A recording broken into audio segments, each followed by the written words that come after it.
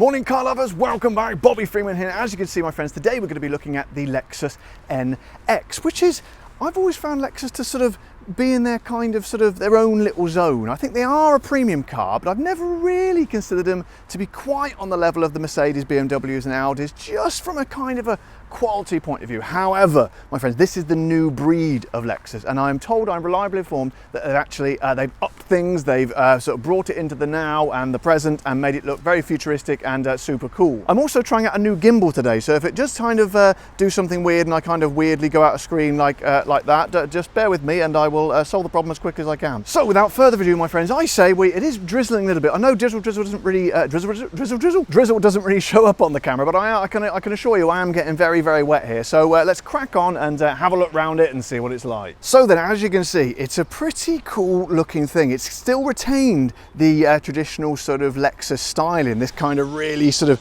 cool bit that sort of comes down here and out like this. Some say it's a little bit mad, but you know what? I quite like the mad. We live in a kind of a pedestrian world. My gimbal's going a bit mad here, speaking of mad, but we live in a kind of pedestrian world with a lot of cars, particularly luxury ones. You know, I think BMWs are guilty of this, of looking a little bit boring. So I actually like this kind of crazy out there look. Good God, this gimbal is weird. Come on.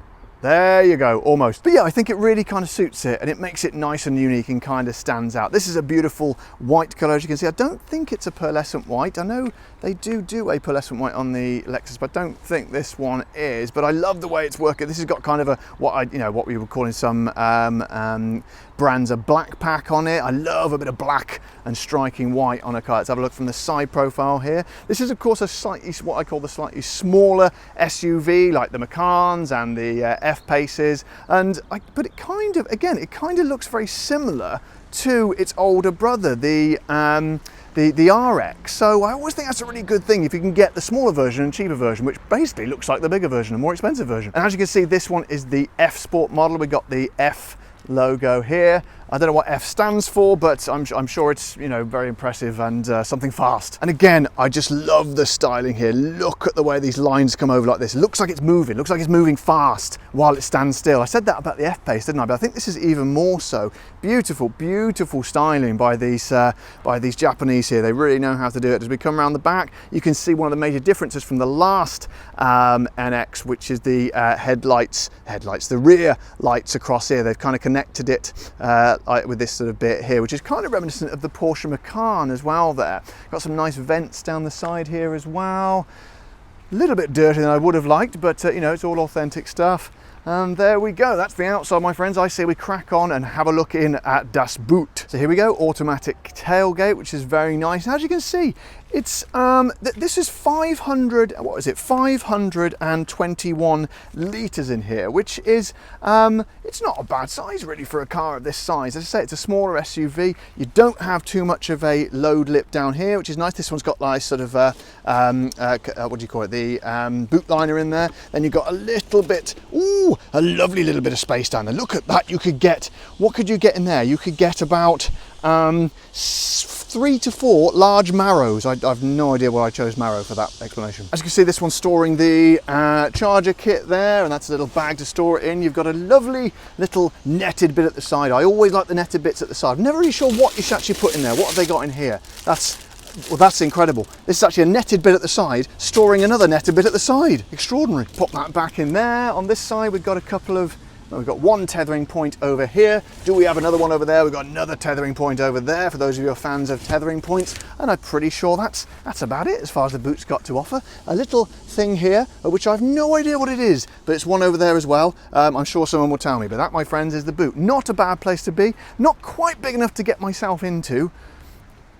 No, I'm not going to do it. As I say, I'm in my 40s and I don't want to do myself a mischief. Now, as you can see, things have definitely changed in here since the last NX. I've always sort of, as I say, always found Lexus a little bit lacking in terms of design, particularly on the inside. It all kind of looked, I test drove at the previous RX. It was all a little bit kind of 1990s in here, but it's definitely been brought up to date. Have a look at this. Look at the quality of all this soft touch plastics here. I don't even know what that stuff is. The material I've never seen before, but we've got what we got around here. We've got a digital dashboard here, which is always very nice, beautiful, kind of very similar to the old steering wheel, but again, just brought up a little bit more up to date. Nice styling touches, beautiful kind of Lexus logo here.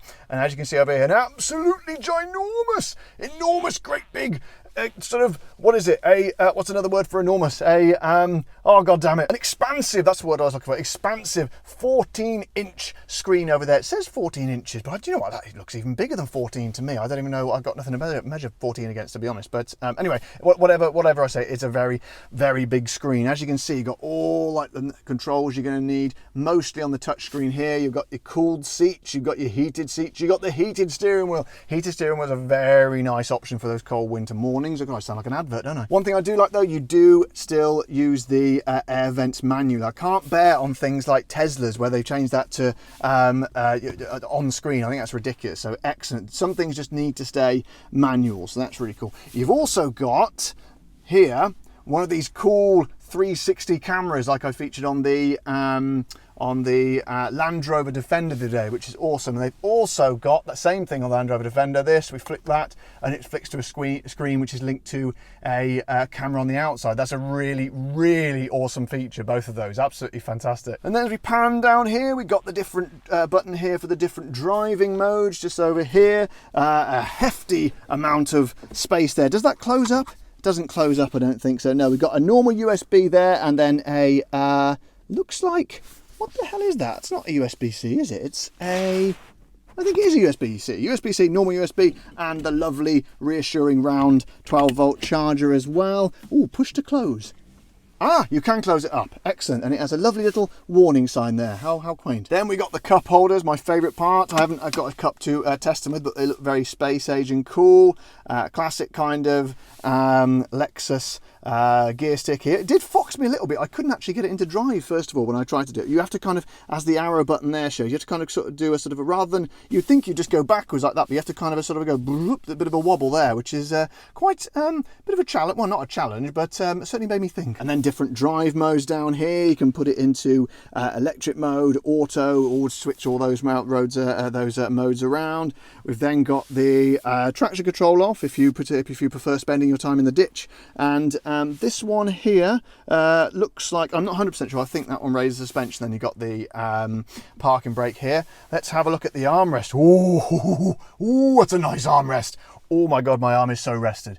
Oh, that is a rested arm. Look at it. And as we open her up, oh, it opens sideways. That's a bit, that's interesting. So what have we got in here? Ooh, nice space there for lots and lots of storage. You could store, what could you store in there?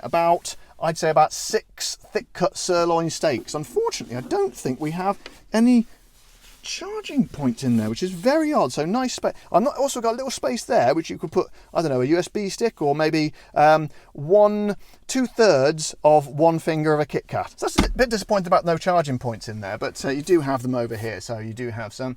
Pan up here, kind of nothing really spectacular to be honest, apart from the very cool mirror which we saw already. And as we pan over this side of the passenger side, look at these. Lexus always, look at those seats.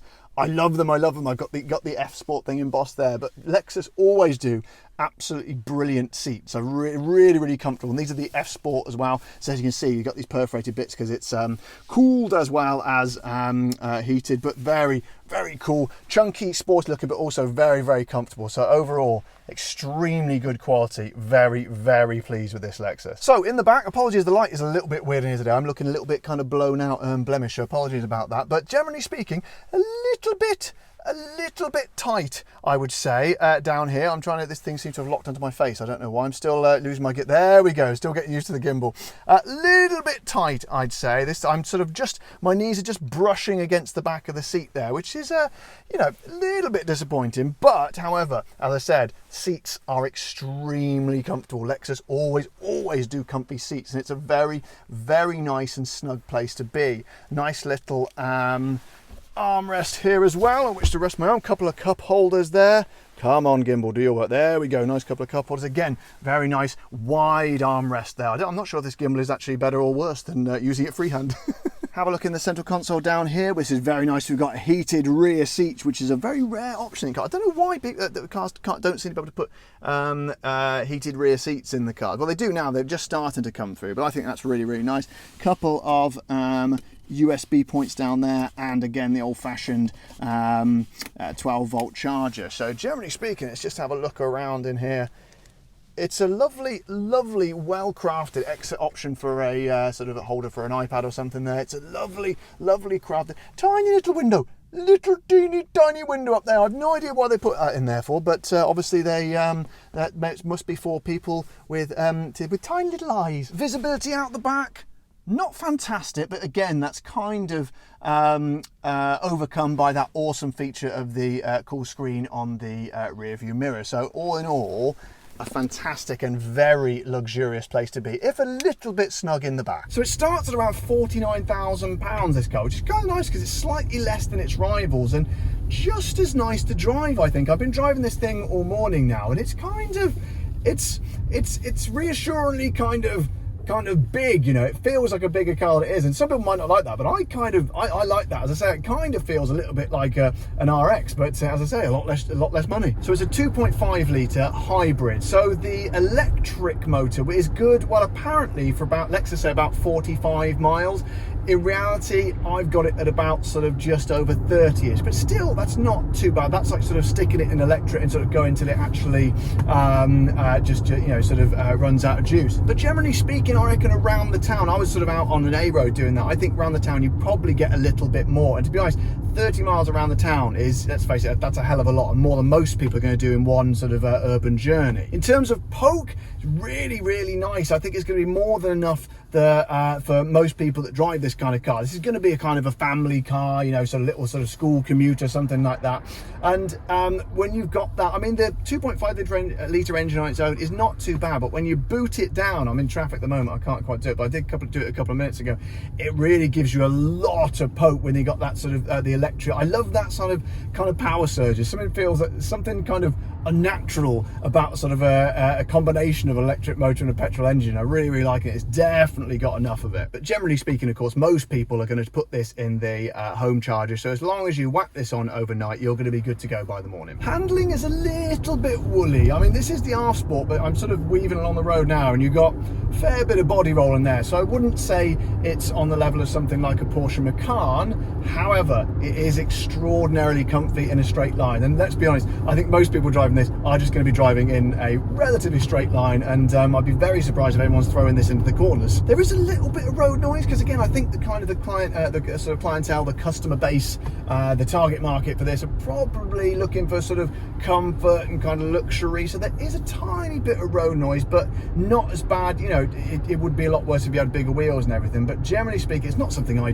generally notice, but it is slightly noisier than perhaps some of its competitors. So guys, to sum up, a really, really nice little SUV, super improved from the Lexuses of Lexuses. What's the plural of Lexuses? Is it Lexuses or is it Lexi? The Lex, I'll go with Lexi. But it's a really nice luxury place to be, super comfortable, really, really stylish, and just generally, you know, the only thing I could critique it on would probably, as I said, slightly sort of tight in the back. But if you've got kids in there, that's just not going to be an issue. So generally speaking, I'm really happy with this. I think it's fantastic. So guys, I hope you've enjoyed this video today. If indeed you have, don't forget to subscribe to my channel if you haven't already. Press the like button on the video, or if you want to support the show, head over to the Patreon page or click the join button below this video to become a YouTube member. But until next time, guys, I'm Bobby Freeman. Drive safe.